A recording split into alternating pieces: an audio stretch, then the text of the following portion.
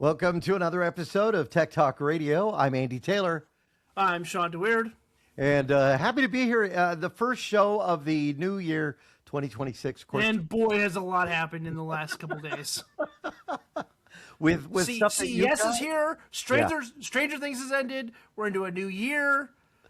And the rumor is that Stranger Things has a secret episode. Wait, really? How would you find a secret episode of this thing? Hold on. So, Okay. Just like Caitlin and I, we finished the last episode a couple nights ago. And right before the show, we were recording. I jumped into Discord with some friends, was talking, and they're like, "Oh, Sean's here. We can tell him about the potential secret episode." And I was like, "What are you talking about?" They're like, "Have you not been on the internet at all today?" Apparently, people have not been happy with the way the show ended. Right. It's weird. It was when most shows go away, they usually have kind of bad endings. Yeah. There's only been a few that have been good. So, conspiracy theorists for the show went through the final episode with a fine-tooth comb and found all these little subtle hints that are saying that there's an alternate ending episode coming or a new, real, true ending episode coming, and it's supposed to drop on the 7th. Oh, so it would be out by now. So, yeah. It'd be out by now, but as the recording of this episode, we don't... Yeah. But, so, we don't know. So, there could be a rumored secret final episode for Stranger Things if you believe all the hype and the conspiracy theories and all that stuff. But I don't. I really liked the last episode. I'm in the minority on those who liked the episode the way it ended. Right. But it was good. Now, with them ending the show, is there any? I haven't seen it, and without spoilers, is there any way that it could make a comeback at some point in the future? They could. They're already talking spin-offs, right? Yeah, there's spin-offs, and I think the spin-off, for those of you who haven't watched the show, this might be minor spoilers, so hopefully you plug your ears. There you go. But the teacher that they get hooked up with early, in the AV teacher, and then Murray from the episode, from the show, they both get nicknames in the final season. Okay. Murray is Bald Eagle because he's got bald head and stuff, and then the teacher is Snookums. It's funny. You have to watch it to understand. All right. But everybody wants a spin-off called Snookums and Bald Eagle. That would be good. I like it. That would work. So, I mean, there could be other spin-offs and who knows what, but I think it's going to end in a good place. I think it'll be done. Yeah. And now they're doing some Broadway stage play with the characters of Stranger Things. I don't know if you've seen the ads for it. I have not seen that. Yeah, and they're trying to sell tickets. I've seen ads saying see the stage play, inspired by Stranger Things, and it has that weird kind of feeling about it. I was wondering, would you go to see a stage play? No. Based on that? No, you wouldn't. No. Caitlin would probably want to go, but I don't. I do like stage plays, so maybe, I don't know. I think it ran its course, right? It started in 2016. Mm-hmm. So nine years of Stranger Things. And I just think it's kind of lost its allure for me. I'm glad it's over. It ended well, I think. But yeah. Oh, wow. That's interesting. Well, if you find out anything about a secret episode, which they've done stuff like this before, haven't they? Where if you wanted to see something, you could enter a certain key, a command on your remote control, and that would allow you. I know that allows you to sometimes find, if you like a genre of science fiction or horror or comedies, you could do that. And they're just like little secrets. It's like the secret menu at, In-N-Out Burger you have for Netflix, which is kind of cool.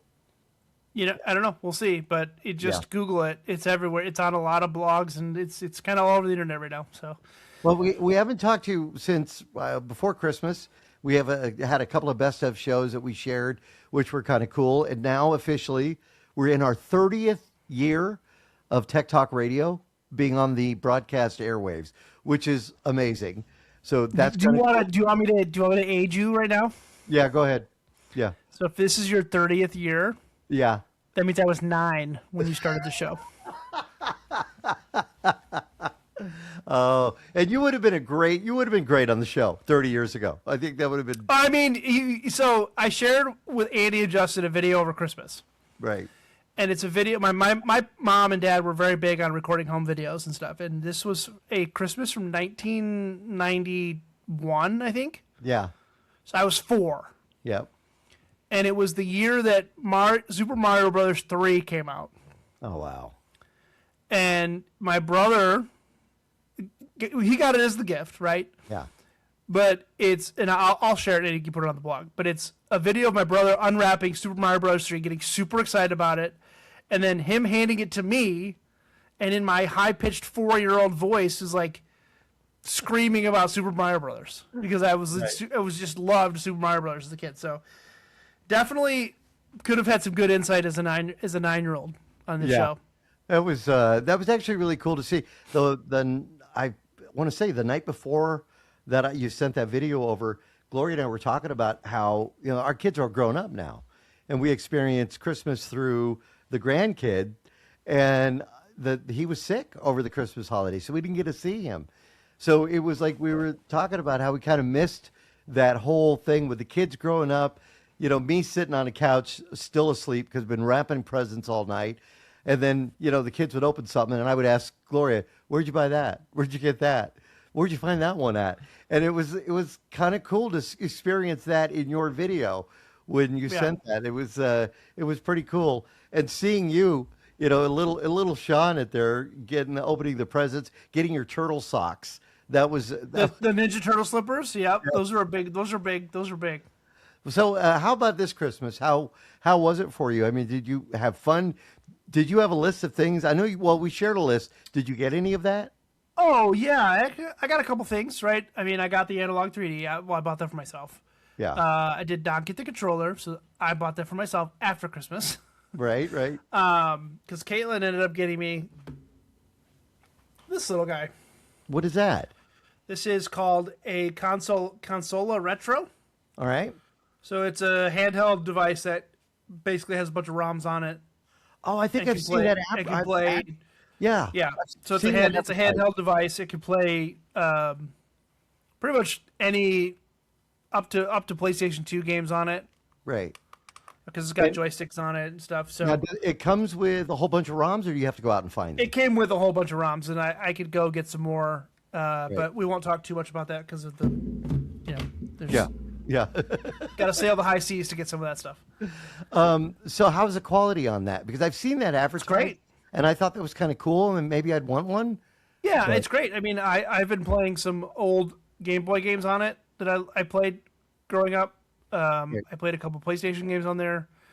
I wouldn't want to do joysticks on that, if you're doing dual thumb joysticks on it, it's not super fun to play. But the Super Mario, the Super Nintendo games, the NES games, the Atari games on there are fun. So, right. It's funny because this happened to me. So I told you guys when you were talking about getting the analog 3D, which is pretty cool. I went into GameStop and I asked them, "Are you guys going to be getting the analog 3D?" And they said, "No, they're not going to be carrying that," which is a shame. But so the reason I went in is when you guys were talking about that, you and Justin, I decided I was going to go ahead and find the Nintendo Wii and get that all. See if I could get it going again. And it'd been sitting in the closet for a long time. So I opened the closet, pulled the Wii out. I found a controller. I opened it, and there were batteries in it. The thing had not been used for years, and there was that caked on stuff. So I just sat there, spent about an hour just scraping away and that whole bit. Hooked up the Nintendo Wii. Well, I tried to hook it up. There's no way to hook it up to a current television. And I was like, oh, man. So I had to go and buy a connector that would basically, it bridges. So the video yellow, red, and white audio, left and right, then can be turned into HDMI, which is kind of cool. It was about $13. So that's why I went to GameStop and I bought it there. And I got home and I was all excited. And I've powered up, and there I could see the menu. And I had my one controller, and I could hit A, but I couldn't hit any other buttons. Couldn't make it do anything. And I was like, but I want to scroll there to that window that says Super Mario Brothers. I want to play it, right? And no matter what I did, I couldn't do it. So I thought, okay, it's probably that controller. It got really messed up with the batteries being in it for that long. So I went back to GameStop. They didn't have any. They said, go to Bookman's. So Bookman's, I don't know if you're not familiar with Bookman's. They're a local Tucson shop that has Probably like half-price books for us. They sell half-price books. They sell games. They sell hardware. They sell music equipment. They have all kinds of stuff in there. Matter of fact, I saw a comic book they had on their shelf. It was the first one to introduce Batwoman. It was $700 for this comic book. So they sell, hard to find stuff. So I went back and I looked, and they had a Wii section. They had a Nintendo Wii that was ready to go for $110. And then they had controllers, $25. So I thought, well, luckily, over the years, I have traded stuff in. You take books, they give you a credit. You take games, they give you a credit. You get hardware, they give you a credit. And I had, I want to say almost $150 in store credit. And this is from 12 years ago, and they accepted it. So I ended up getting my controller. I came home, popped the batteries in it, and it did the same thing. It wouldn't work. I was so disappointed. I wanted to play Mario. And so I go online, I'm asking, the home assistant, what can I do? Why isn't it working? And it said, make sure you have the sensor bar properly fixed above the television. I was like, sensor bar? What the heck? You never plugged up the sensor. I'm like, what's a sensor bar? So I go online, I'm looking, and I go, oh, I've seen that thing. Where is that thing? And I'm digging through the closet. I go in the garage. I have a storage facility. I go there. I'm looking. I couldn't find it. I was so disappointed. So the next Back day. to Bookman's. No, well, I thought no. So the next day, I'm going through stuff, and I had to find a cassette. And I'm looking for the cassette. And wouldn't you know, right next to the cassette is the sensor bar. So I find the sensor bar. I plug it in, and sure enough, there I've got access. I start playing Super Mario, and it was so much fun. But after a while, I was thinking, these graphics are really terrible. So yeah, not as exciting. I played a lot of the analog 3D over Christmas break. Yeah. I have blisters on my thumbs.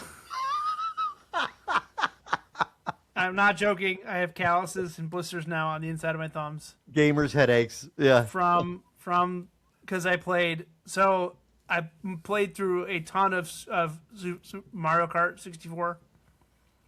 I unlocked nearly everything in that game because I just was playing it every night for a couple hours. I was just into it. Right. And I've got a decent amount of time into Ocarina of Time,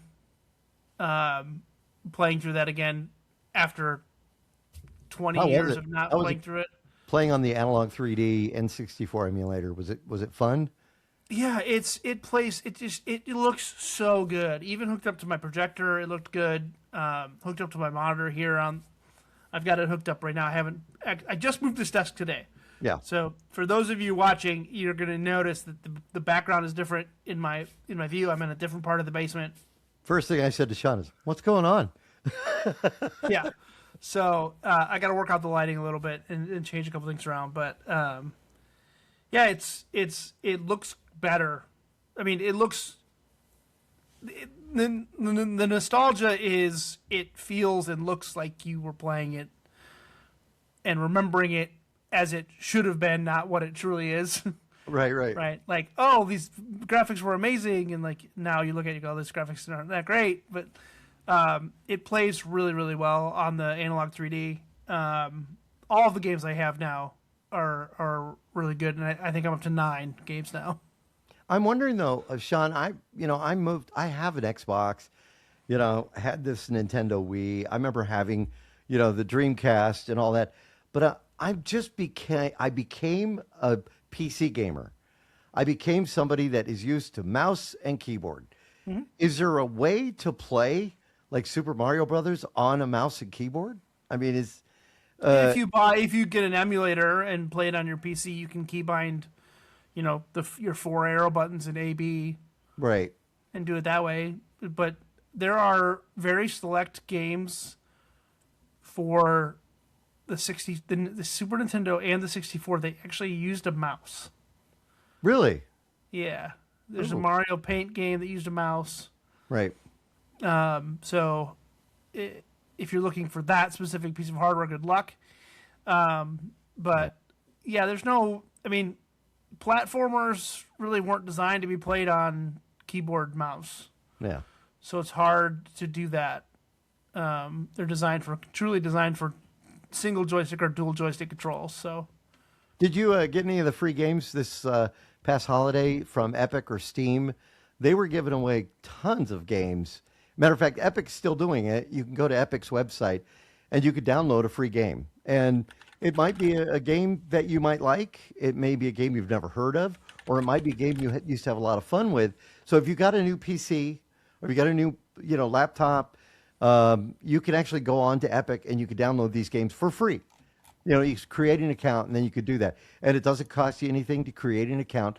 But what's nice about it, if you see a game that's on there, and that's a thing, we don't have the physical media anymore, you can download the game and you can play that. I'll have to look and see. I'm on their website right now, but I don't see any of the free versions. There's a lot of sales. Yeah, if you now. have to on Epics, you have to scroll down and then you'll see the free. I'll look for games. it and bring it back up. But Yeah. no, I mean, I honestly, outside of playing some Diablo 2 with some friends during break, I really didn't. I mean, I really just kind of stuck to playing the classics. I really Yeah. really got right back into it. I mean, my free time was spent playing Mario Kart, or Right. Ocarina of Time. I mean, and then it just brought back truly playing those games that I found joy in playing when I was younger. I've been replaying. So, Ocarina of Time was the one that I really wanted to get through. But I had already put in about 25 hours into Suikoden, which was a PlayStation platformer, JRPG. I mean, from back in the early 2000s, late 90s. Yeah. So I'm just back into good storytelling, good games, good action. Yeah, there were a lot Action of fun. RPGs, man, are just so much fun. It's Adventure funny. RPGs. Yeah. I told Gloria, I said one of the games that I loved playing was Donkey Kong, the original Donkey Kong. I used to go to the arcade. My girlfriend at the time worked at Penny's in the Bueno Park Mall, and we had an arcade in there. And while I would go to pick her up from work, and I'd have an hour to kill. And a handful of quarters, well, a whole bunch of quarters. And that's when, $25 you could buy, play a game. And I would play Donkey Kong constantly. Had so much fun with that game. And I told her, I said, gosh, I wish I could play, Donkey Kong, but I don't see that anywhere. And she said, we were at Best Buy once, and they had the stand-up for that one, the actual arcade stand-up that's put out by. I have one of the stand-ups with Galaga and stuff. She said, you should just get that. I'm thinking, wait, are you saying I could spend the money and buy another stand-up game? Which I might end up doing, because Donkey Kong was a blast.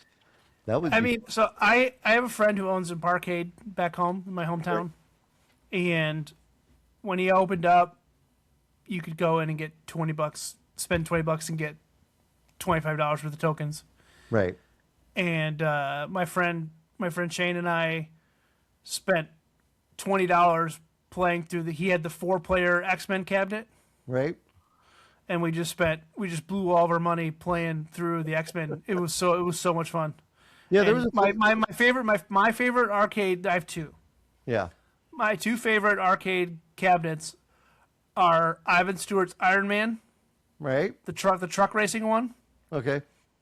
and then the Turtles in Time cabinet with the 4-player Turtles in Time cabinet, Oh my gosh, yeah. which was the Remember that. Ninja Turtles in Time cabinet. Anytime I found that, I would absolutely just blow my entire allowance or whatever money my parents gave me to buy gifts for, and just blow it on Turtles in Time, because that's probably one of my all-time favorite games to play with my brothers was Turtles in Time. A friend of mine, Mark Wallace, was an animator and layout artist. This guy is so talented. We used to hang out, before video games. And if you saw the movie Ghostbusters, Do you remember the scene where Sigourney Weaver's sitting in the chair and the two arms come up and grab her? He designed that. That's cool. He also created a chicken with a human head that never made it in the film, but it's on the best of, or not the best of, the DVD extras reel, which is cool. We always said, Mark, nobody's going to ever see that. And sure enough, it came out and it had his name on the artwork. He actually worked, I want to say it was Don Bluth, I think. Remember Dragon's Lair? Yes. That was a great stand-up arcade game. It was a little more expensive than playing Miss Pac-Man or Pac-Man or whatever, or Centipede, but it was kind of cool because you moved left and it would flash and then you moved right. He helped us do some of the artwork in that one, and that was a great stand-up. I wouldn't mind having one of those too, and I think that one might be available somewhere. That's cool. Yeah, that was cool. All right, big announcements, of course, from CES. You sent me something today saying, "Did you see this?" And it's from Elgato. And if you've ever used Elgato products, for those that want to do podcasting or video streaming, Elgato makes all kinds of products to make it easier. I think the first thing I remember from Elgato was, the little switch boxes, the Stream Deck. Yep. And then you saw them going into lighting, cameras, keyboards, the whole bit. And now they've put something out which kind of combines all of it. Yeah, so it's called the Galleon 100 SD. All right. It's $350. Mm-hmm. It looks like a 10 keyless keyboard, but the 10 key is replaced with a 12 button Stream Deck with an LCD display and 2 knobs. So what, for our listeners who don't know, maybe they've been thinking about getting into this, what would a Stream Deck do for them if they wanted to do a podcast or video cast? What do you want to control? I mean, you can tie it into home automation. You can tie it into scene control with OBS. You can tie it into switcher control with my Tthe Mini. You can tie it into lighting. You can tie it into changing camera angles, changing scenes, changing web browsers, loading your email, hotkeys, volume. Right. I mean, there's no limit with the Stream Deck, especially if you tie it. So you have Stream Deck, which is its own hardware and software solution. Mm-hmm. There is a free software that you can also get called BitFocus Companion, which ties in a lot more professional broadcast-related software that can tie in professional broadcast equipment into a Stream Deck, we use them pretty extensively at the university. So, could you essentially, say you use OBS Studio, and you have Stream Deck, and you have button 1 could be one camera, button 2 could be a second camera, but button 3 combining button 1 and 2 into a 2-shot. Could you set that up? So that gets tricky, right? So it all depends on how you capture them, right? So this is where things get tricky with cameras and inputs devices, right? Because if you have, like my 2 cameras are coming into my Tthe Mini, right? So I could picture them in the Tthe Mini, and have the Tthe Mini do that. Mm-hmm. But I can't have OBS bring in both cameras because it's being used by the Tthe Mini. But if I had a separate HDMI capture card and had both coming in as 2 separate sources, then yes, I could build and design 2 boxes, 3 boxes, 4 boxes, splits, quads, whatever, using custom keys and hotkeys in Stream Deck. It's got an OBS native plugin, so it ties in directly with your OBS. It's super easy to set up. Wow. I have it set up on mine that I can go to my left screen, Tthe Mini. Oh, no, I screwed it up. Of course I did. All we got was a black screen. Now we have a black screen. Yeah, so it must not be. Oh, you know what? Because right. I don't have my second Ethernet cable run to my new box. So I screwed up my. Well, if you remember when Matt redid his studio, it took a little while to work the bugs out. So, which is exactly what you're doing. Yeah, so new setup, and I haven't really workflowed my whole setup because I just finished putting it back together today and vacuumed the basement and all stuff. So haven't had a chance to completely. This Elgato keyboard though could really help in many ways. It could give you productivity, but also enable. Think of it like this, right? You're playing a video game. You hand a keyboard on your mouse, and you have a break. You could just, instead of having to go and reach up, my Stream Deck is underneath my monitor, so I'm reaching up here to touch my Stream Deck. I now could just have it right next to my hand and not have to look down. Or if you are looking down, but it's got, like I said, it's got 2 knobs on the top. It's got an LCD readout, so you can have it set up to do whatever you want, plus 12 buttons. So mine currently has 15, so it's 3 less, but you can go to a new page, you can do all sorts of stuff. So pretty cool stuff. You can find that on their website, Elgato. Just look them up, ELGATO, which means the cat. We got to take a quick break. We come back. We have a couple of listener questions we will share with you. Some great comments on the last show that we did where we talked about, do you turn your computer off at night? So we'll cover some of those. I'm Andy Taylor. I'm Shawn DeWeerd. Like and subscribe to us on your favorite podcasting platform of choice. And find us on the web at TechtalkRadio.com. We'll be right back. During the break, we discussed a couple listener questions, and Andy felt fit that I was the right guy to do this because I have done this. Yes, we've talked about it. This should just be my catchphrase for the show. We've talked about this on the show before. Because I say that all the time. Like, we've talked about this on the show before. I've talked about this on the show before. When it comes to digitizing, we're talking photos, we're talking film. You've done film, negatives, and VHS. Yeah, I've done 8 millimeters, Super 8, High 8 tapes, Mini DV, VHS, Betamax. I need to figure out how to do Mini DV. I got so many Mini DVs laying around, but I don't have a Mini DV player. I just got to find a way. Box them up and ship them to me. I'll do it. I don't know what's on them. Ooh, okay. Don't ship them to me. I know I have a DVD. I have a Mini DV deck. Right. That will do it in it's FireWire and all that stuff. So it's pretty old, but yeah, I was thinking of just getting a camera fixed. The people sell cameras for $200-$300, but yeah, you can. Yeah. Anyways, so the listener question is in the line of VHS tapes. All right. Scott from Palm Springs wrote in and said, I found a bunch of VHS tapes and I want to digitize them, but I want to do it myself. I thought one of those kits, but my friend said he would lend me his, but I want it to look good. I saw an RGB capture card on Amazon. Is that better than this kit from ULEAD? He didn't link it to us, so I'm not sure what that is. I'll have to find it. But you want to make sure that it's a USB, like it'll be an RCA, it'd be, yellow, red, white to USB capture card. You want to make sure it's going to come with some sort of software. Now, you can go to Blackmagic and get their Studio Express software for free to capture. Really? If you're on Mac or Windows. Or you can capture within Final Cut itself, typically. But you got to be careful because those are usually going to be ProRes or higher. Right. So it's going to eat up a lot of storage. You're looking for something that's going to capture into a compressed format like H.264 or H.265. I brought mine in HDMI. So the device I have takes RCA composite in to HDMI out, and will actually upscale it to 720p. So it takes it from 525i to 720p. That's good. It did okay. It was okay for what it was. But they're relatively inexpensive. But you're going to want to find one that has a software capture that won't just do ProRes or some sort of raw format that you're going to just eat up a ton of storage.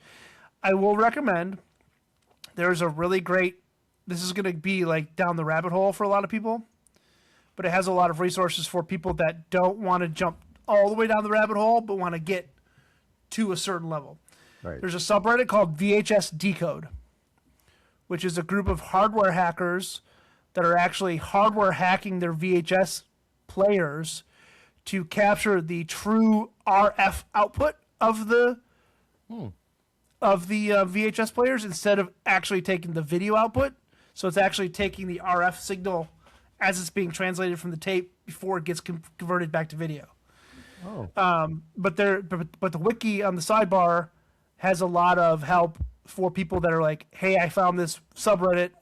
I don't know how to do all this stuff, but here's devices you can buy that will do what you need to do. So I'm kind of wondering, Shawn, what do you think about this? different software companies out there now that are using artificial intelligence, AI, just like we could do with, Gemini, or to have it fix photos, which, I've had fun experiencing.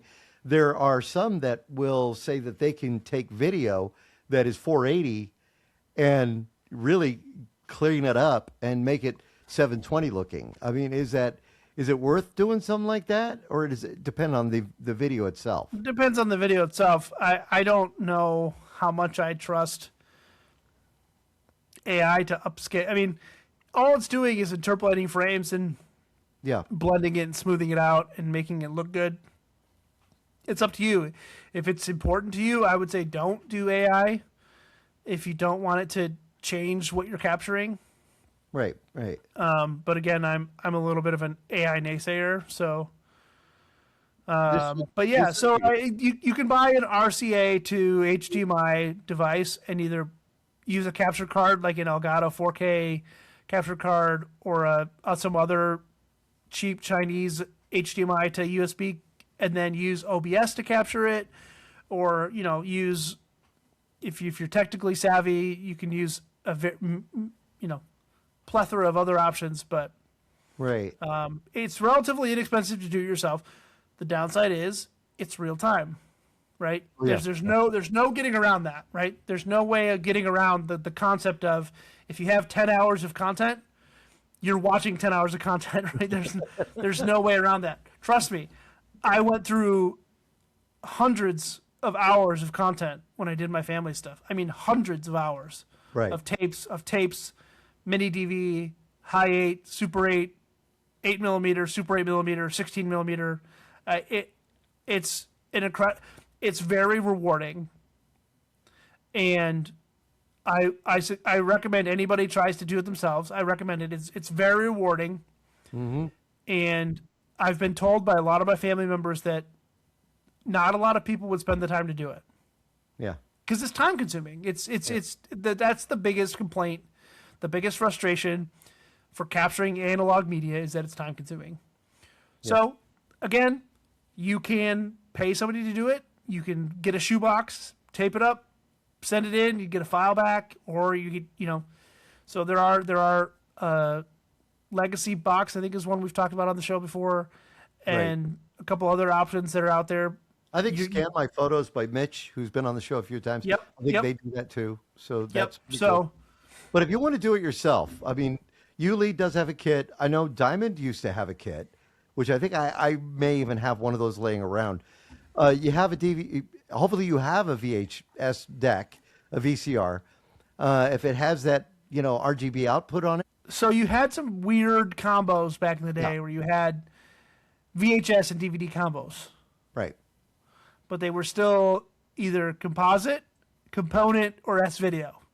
Oh, don't forget, they even had the ones where you could play the video and record onto a DVD.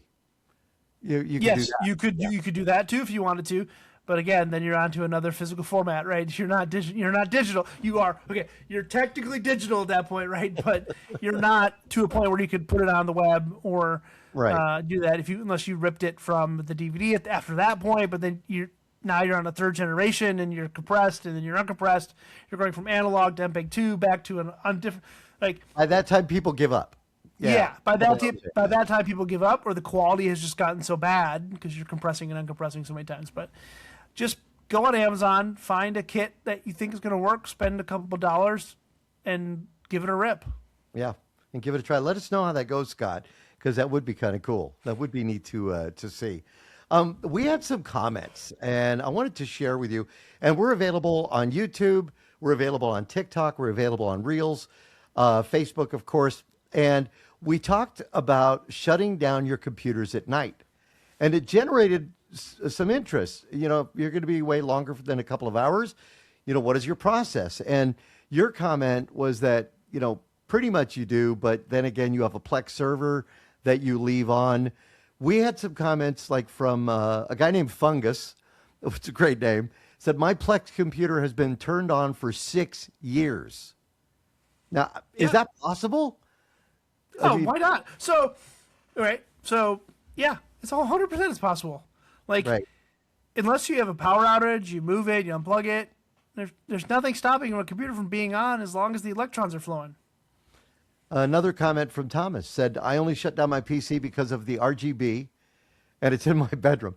Yeah, that's the thing with these new gaming towers, which, they end up lighting up the world and you're trying to sleep. You got that RGB light going on. It says my Raspberry Pi is always on, though, that you don't really have a reason to turn those off.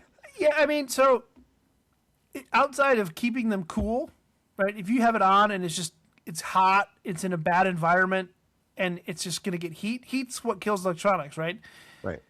Unless you're in a really awful environment, high moisture environment, like keeping your PC on, it's not going to kill it. You're just going to, if it's idle, you can buy devices that will check your idle power and see how much you're drawing, right? If you're worried about your electrical bill. All right. But for the most part, computers, when they're idle, don't draw that much power. And unless you have something crazy, you're mining Bitcoin or, doing something weird in the background, it's going to be fine. Right. But, to reiterate what we talked about before, I shut my computer down every night, my PC. Yeah. It's been a habit from the dawn of time for me when your computer actually told you it was safe to turn your machine off. So. Yeah. One here I wanted to share, Soldier First Class said, I have. I've had a few power supplies go bad on my Plex servers. I have a scheduled task that shuts it down at midnight every night. So I just hit the power button, then has another scheduled task to start the Plex service on startup as well. Now, for our listeners who don't know, what is Plex service? What does that mean? Plex is a media platform that you can download and install on a computer, host your own media on it, and then stream that media across your network. It's basically a server. I say server, right? This is something that took me a long time when I was younger. I was like, oh my gosh, a server. It's this. You immediately think data center, tons of power, tons of fans, right? Right. No, it could run on a Raspberry Pi. It can run on your Mac Mini. It can run on an old laptop. It can run whatever. It runs on Linux, Windows, Mac, ARM, right? It runs on all these platforms. You install it. You point it to the media on your hard drive that's attached to that computer. You say organized by movie, TV show, whatever. You download the app on your phone. You go download the Plex app on your desktop for Mac, Windows, or Linux. And you're off to the races watching the content from your computer, whether it's upstairs, your bedroom, on the road, etc. Because you can tie it in and give it a public, tie it in so that you open the ports on your router and it can see the outside world and stuff. I don't recommend doing that. You have your favorite movies. You can have your favorite movies. You don't have to worry about Netflix pulling them off. If you bought the DVDs, you could rip them, put them on your Plex server, and be able to watch them anytime you want. If you're traveling or you're at work, makes it nice. So the way I do it, right, is I have a Plex server here at home. I've got a 4 terabyte hard drive that is full of my movies, my Blu-rays, my DVDs, my home videos, TV shows that I've got copies of, right? Music, et cetera. Yeah, et cetera. So I think Plex is also doing now photos. You can upload your photos. So if you want to have a photo library from your smartphone, you could actually upload that to your Plex server. Yeah. So then all your media lives at home, meaning if you have an internet outage, but your router and everything is still connected, you can still stream the media from your Plex server. So what I did was I took a 2 terabyte USB drive and a Raspberry Pi and a TP-Link Nano router plugged into a 12-volt car battery. Really? And, well, yeah, it plugs into my camper. So then when we're on the road traveling, I have access to my mini Plex server that I can then stream the YouTube videos that I've downloaded for the boys, movies, TV shows, etc. That way when we're traveling, if we don't have access to internet, can't stream something, I can just fire up my Raspberry Pi and this little mini Wi-Fi router, connect my phone to it, and watch movies in our camper or while we're driving or etc. So it's a cool thing to play around with. It's free. It's free. Like this is some of the most incredible software I've ever used is open source. It's free. It's community supported. It's community driven. And I pay Plex for something. Right. So it's okay. When you say free, I'm like, wait a minute. It's free to an extent. Yeah, there you go. You can get it for free. You have to pay X amount of dollars to access their online content. It's not that expensive, is it? No, well, it depends on what you do. Yeah. I recommend doing the lifetime pass, Yeah. the Plex pass. It's a one-time fee. It's like, I think it's close to $200 now. But then it's lifetime. You have lifetime Plex pass. Right. I'd have to look up the pricing. I forgot it's not free. Jellyfin and MB are free. Oh, yeah, Jellyfin, yeah. Which Jellyfin and MB are two other, and Cody's another one. Those ones, I'm fairly certain are free. I don't want to say free for sure. Just check them out. I mean, that's all I can tell you is just go play with them, have fun, download Plex, put your media on it, rip your DVDs. Handbrake is the program of choice for DVDs. Make MKV is the platform of choice for Blu-rays. Rip and have fun. Go buy a 4 terabyte hard drive and just dump your media onto it. Now, I know some people will take their Plex and they will not have it hosted on their computer. They'll plug it right into their router. Is that a good idea? Well, sure. I mean, that's how I have it here, right? I've got a tower in the back room in a rack that's wired into the router. Right. That's how I do it. Now, you have local sharing, but then if you're out and about and you want to watch something on your Plex server off your phone, you can enable your Plex server to reach out to the outside world and stream from your home through the public internet to your device. I don't recommend doing that. There's too many bad actors out there looking for vulnerabilities. And unless you're keeping up to date on your security and you're updating the server every time you get a security patch, it's just not worth the risk, in my opinion. For what I need to watch, I'll just watch something on Netflix or Amazon, and deal with the ads for if I'm out and about. But because you got to remember, right? Do you remember what happened with LastPass? Yeah. LastPass got hacked, right? Because one of their developers was running a unpatched Plex server that got compromised, and they got in and were able to get in and see all this. They sat on a system for a period of time and then were able to access.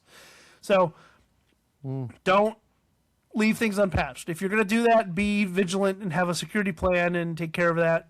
And All right, sounds good. We're going to take another quick break. We come back. We have another listener question that we will share with you coming up, and a couple of cool announcements. I've got a couple of gadgets I want to show you to see what you think about it. We haven't talked about those yet. That's coming up with Tech Talk Radio. I'm Andy Taylor.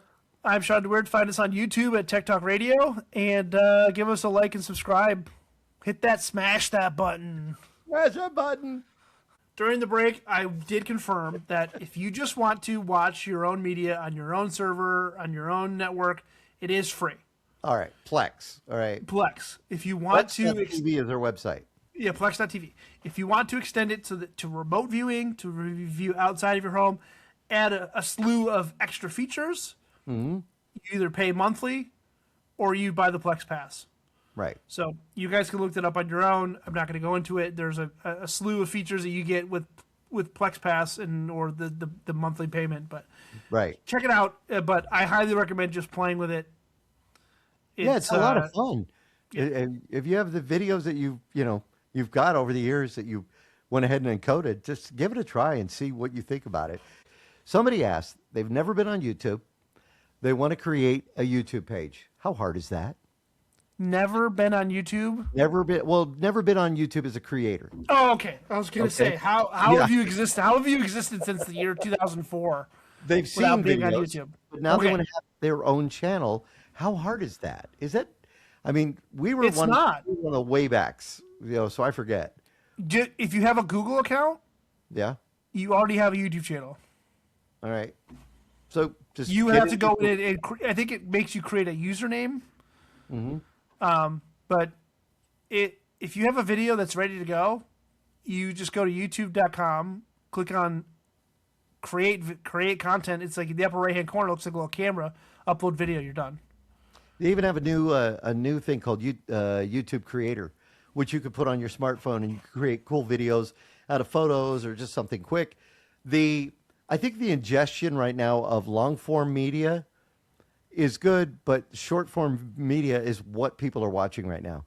If they're that's the big I've thing. been sucked into YouTube Shorts lately. Like, Oh yeah, there's some good ones. it's bad, Yeah, and it's fun. It's funny when, Caitlin and I will be at home and the boys are asleep and we're just kind of doom scrolling on our phones before we go to bed. And Caitlin will be just watching over my shoulder or sitting there. She goes, "That is such a Shawn stream. Like you're every short you go, all right. There's a soldering video. Oh, there's a video game video. Oh, there's tech talk. Nope, there's another analog video game something.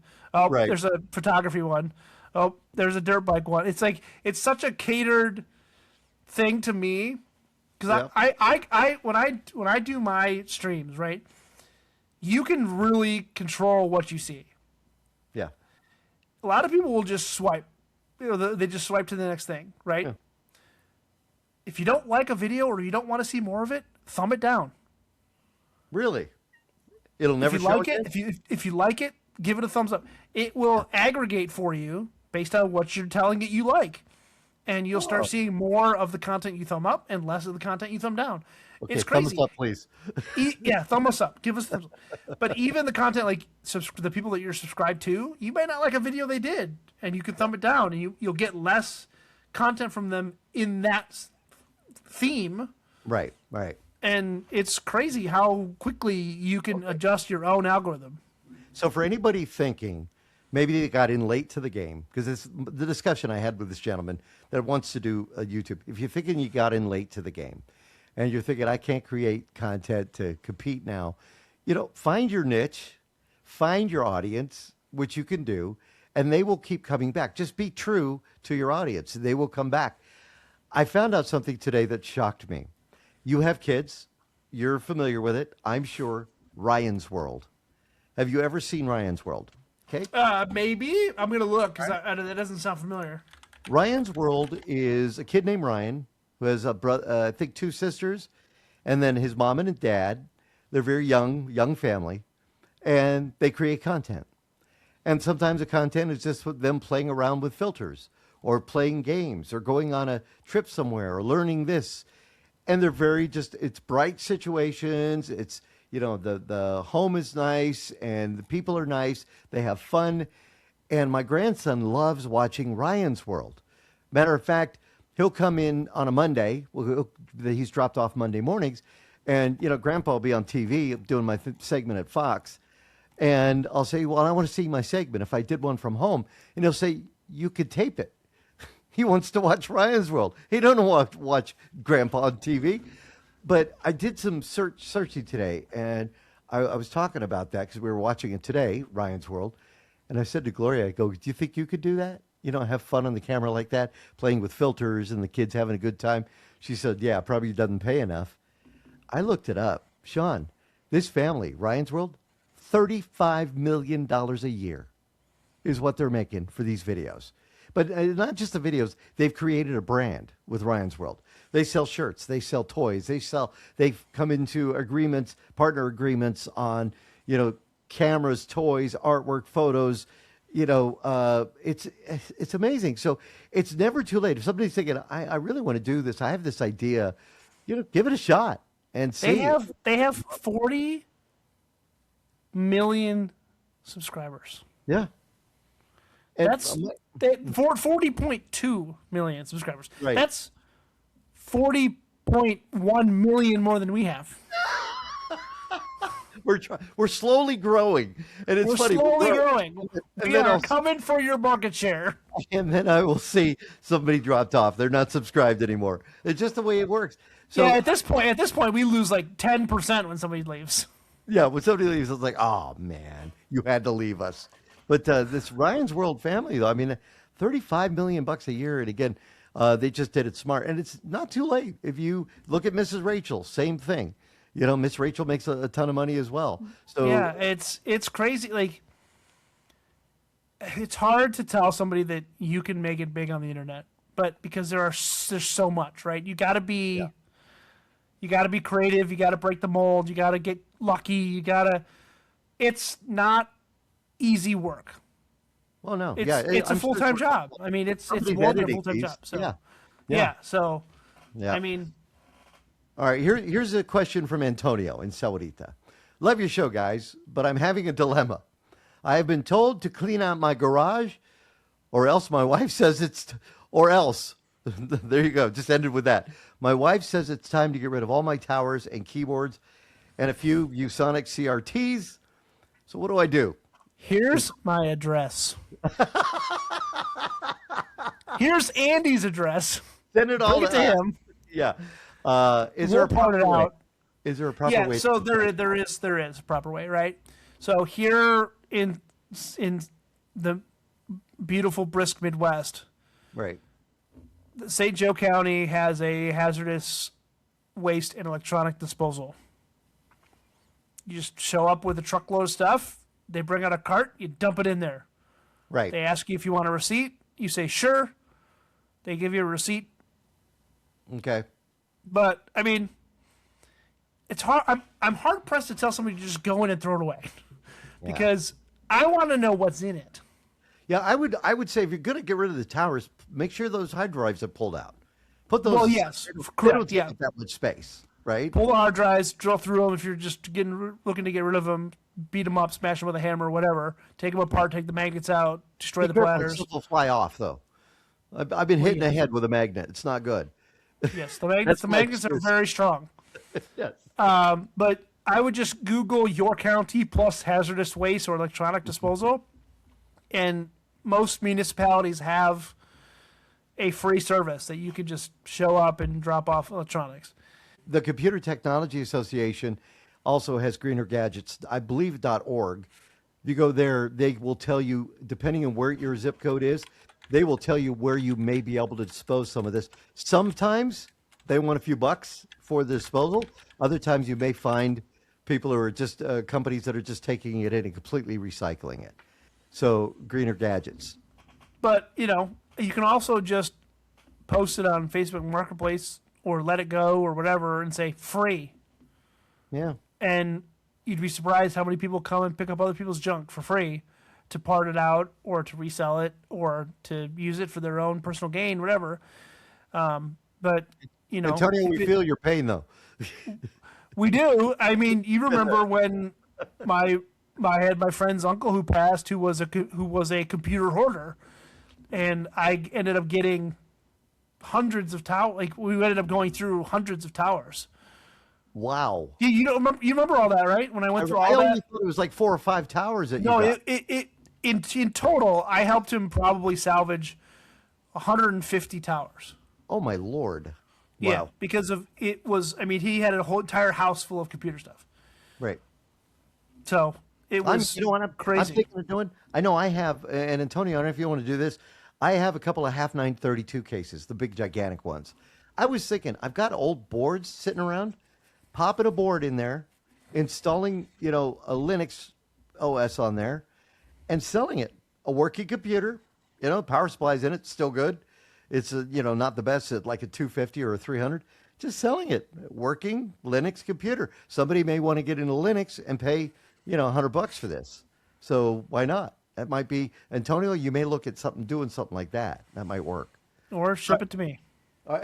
Ship it to Shawn. All right, I've got to show you a couple of things, a couple of tech gadgets that I wanted to show with you. This is kind of cool. Do you remember having your old iPod? Right? Yes. All right, this is a media player.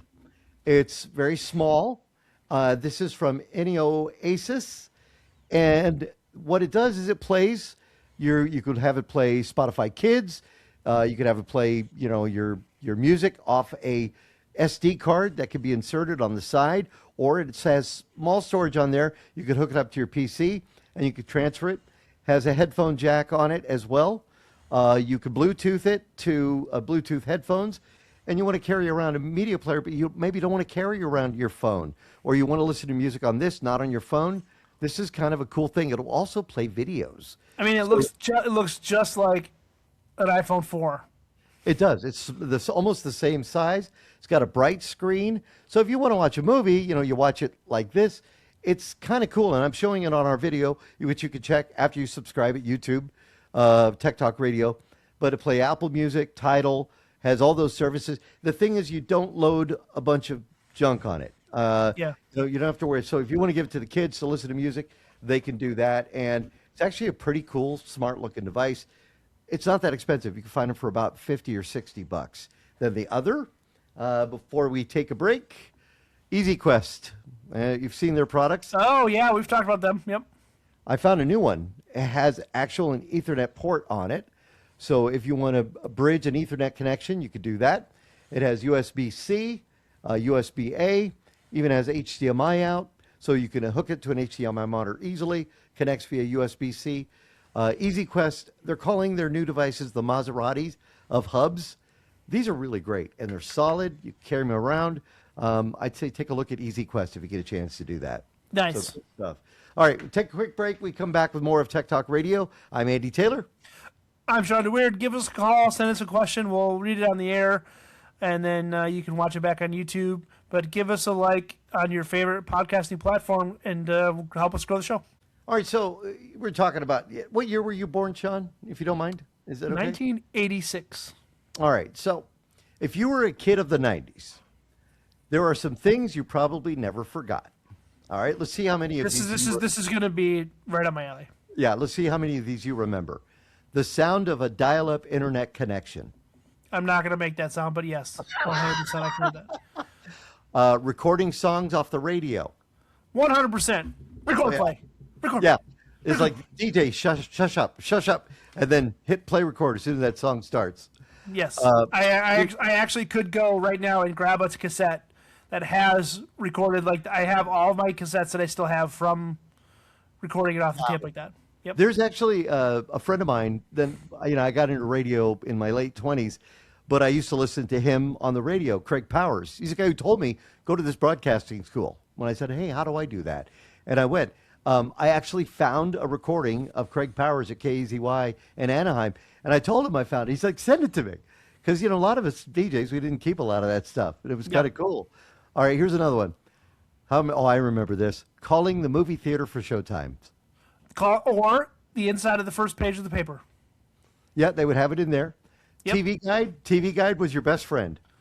Didn't have cable, so no. I mean, friends that had cable, sure. The scrolling guide was the most amazing thing ever. Or if you had Dish. No, I would go to physically with the TV guide, and I would buy the TV guide, and I would open it, and they would tell you what was on, when it was on, that whole bit. Our paper had the TV guide in it. Okay. How about this? Actually going outside to find your friends. You didn't get on your phone and text them. You actually went outside. Yes, and I usually rode my dirt bike to their house. Memorizing phone numbers. How about this one? Yes, so to this day, I still remember my parents' home phone number, my parents' cell phone number, Caitlin's cell phone number, and one or two of my friends' home phone numbers that no longer exist. Back then, we couldn't do that. Back in the 90s, we didn't have a device. You had to remember everything. Yep. Mm-hmm. You didn't carry a Rolodex around with you unless you were, total geek. Let's see, the excitement of getting actual mail. I still send real mail to people. Yeah, I like getting mail. Postcards. Every time we travel, we send postcards. How about this one? Playing in fast food restaurant playgrounds for hours. The ball pit, the slide, the whole bit. Yeah, and they were probably disgusting. Yeah. Blockbuster runs on Friday nights. Family Video was the one for us, yeah. You got to get a video. And then here's the other one, using actual encyclopedias for homework.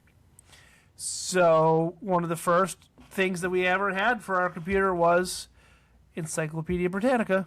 You didn't have the books? Interactive, we had the books too, but we got the, Macromedia Flash Encyclopedia Britannica or whatever it's called. Whatever, I'd have to look it up now, but they had like 12 CDs, and you could interactively go through the entire encyclopedia. We used to have a thing in the radio station. It was a book all about musical artists and like gold records, and when you wanted to mention something about the artist, you'd have to flip through pages and pages and pages of stuff, and so you had to plan. Okay, what song am I playing here? It's different now in radio. Now you have Wikipedia, so you could quickly look it up. Yeah. And over the time you remember some of that stuff, but as I'm getting older, I mess it up once in a while. But either Yeah. way, it was kind of cool. But if you were a kid in the '90s, those are some things Here's you one. probably I, never I, forget. I I can add one to this. What is it? Knowing how to read the Dewey Decimal System. In the libraries.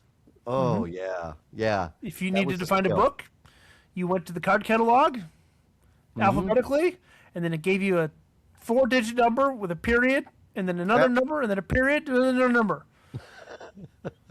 I don't remember what it all means, But you knew how to use it. but you knew All how to right. use it. There you go. Hopefully you know how to use the internet. You can find us on the web, techtalkradio.com. Thank you for listening. I think we're going to go over a lot of the cool tech stuff next week on the show. Hopefully CES. Justin will We're be gonna back. we'll do a full review of CES next week on the show. All right. We'll be back with more of Tech Talk Radio next week. Find us on the web. Look for our videos, techtalkradio.com. I'm Andy Taylor. I'm Shawn DeWeerd. Have a great week.